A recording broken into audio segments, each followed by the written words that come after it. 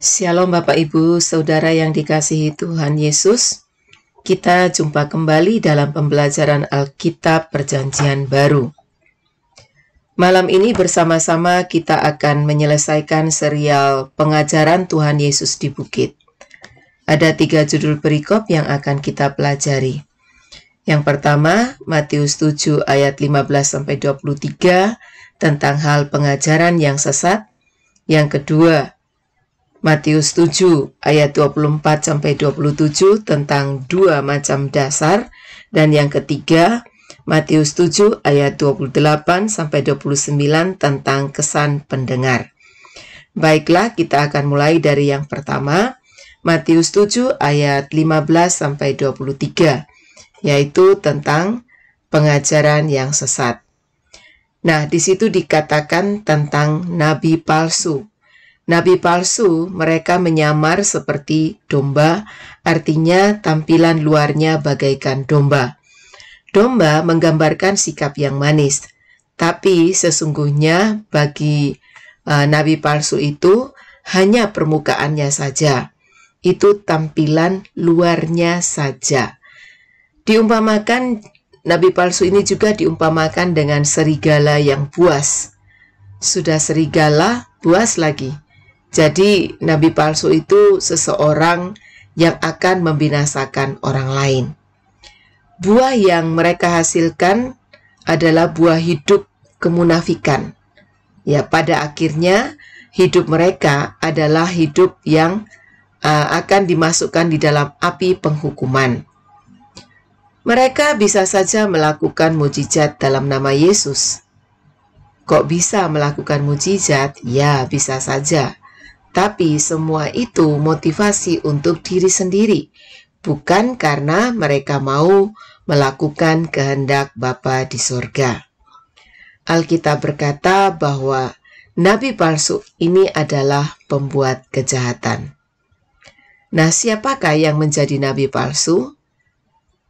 Mereka adalah semua pengajar Alkitab yang hidupnya tidak sesuai dengan apa yang diajarkan.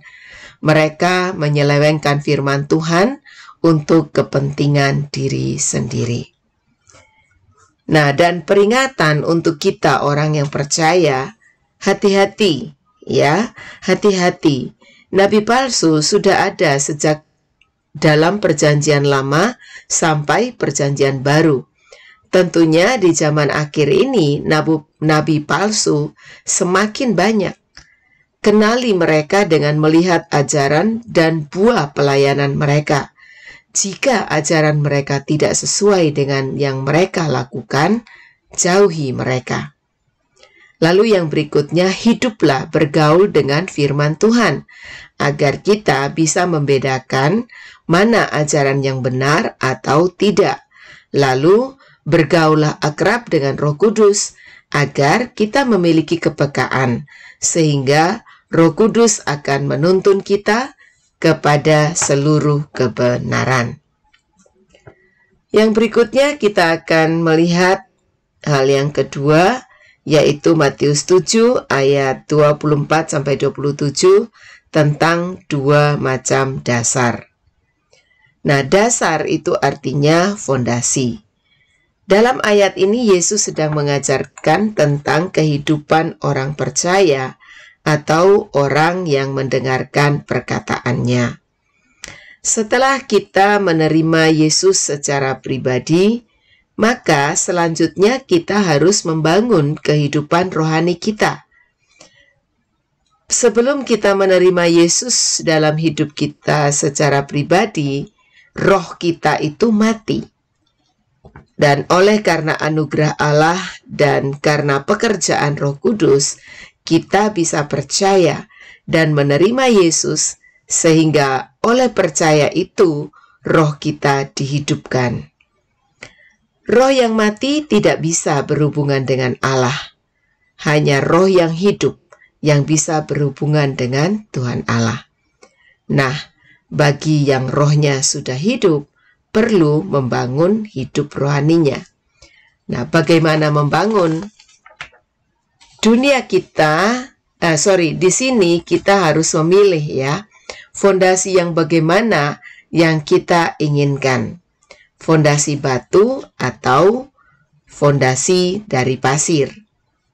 Fondasi batu akan membuat rumah rohani kita kokoh, sekalipun ada hujan, banjir, dan angin yang melanda, sedangkan yang fondasi dari pasir, ketika ada hujan, banjir, dan angin, maka rumah itu akan rubuh dan hancur. Nah, apa itu fondasi dari batu? Yesus adalah fondasi kehidupan kita yang kokoh dan tidak tergoyahkan. Orang yang menjadikan Yesus fondasi hidupnya adalah orang yang mendengarkan firman Tuhan dan melakukannya. Ya, artinya firman Tuhan itu dihidupi, tidak saja dijadikan pengetahuan belaka, tetapi firman Tuhan itu diaplikasikan dalam hidup sehari-hari, sehingga kehidupan orang yang seperti ini makin lama makin indah dalam pemandangan Bapa. Orang yang mendengarkan dan melakukan firman, hidupnya pasti bertumbuh dan berbuah, bertumbuh ke arah Kristus, pada akhirnya menjadi sama dengan Kristus, dan buah kehidupannya adalah jiwa-jiwa yang dituai untuk kerajaan Allah. Berikutnya, apa itu fondasi dari pasir? Nah, fondasi dari pasir itu adalah orang yang hanya sekedar mendengar firman, tapi tidak melakukannya.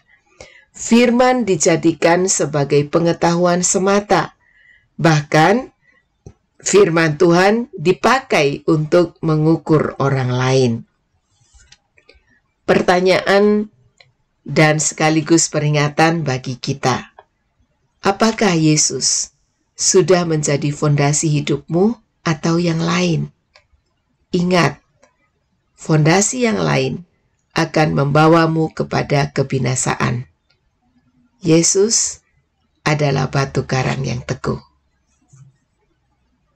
Berikutnya kita melihat bagian yang ketiga, Matius 7 ayat 28 sampai 29 tentang kesan pendengar. Matius sedang menyatakan siapa Yesus. Dia adalah pribadi yang berotoritas. Perkataannya adalah firman yang berkuasa. Para pendengarnya takjub terhadap perkataannya.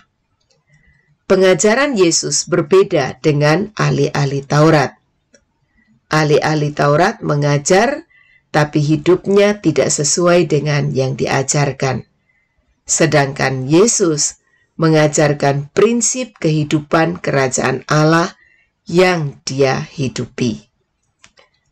Peringatan untuk kita, jangan menjadi seperti ahli-ahli Taurat. Bisa bicara, tapi tidak bisa melakukan. Mari kita menjadi pribadi yang berintegritas agar Yesus nyata di dalam diri kita, sehingga orang yang melihat kita takjub melihat Yesus di dalam hidup kita.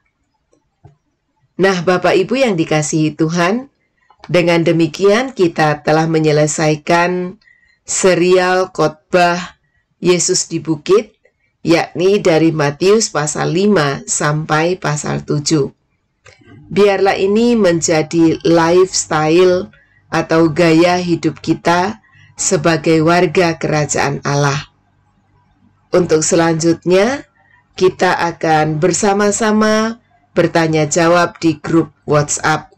Dengan harapan, saudara telah membaca kitab Matius pasal 7 ayat 15 sampai 29.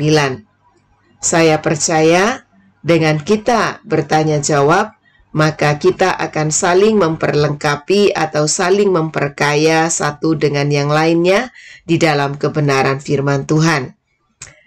Terima kasih untuk pembelajaran ini.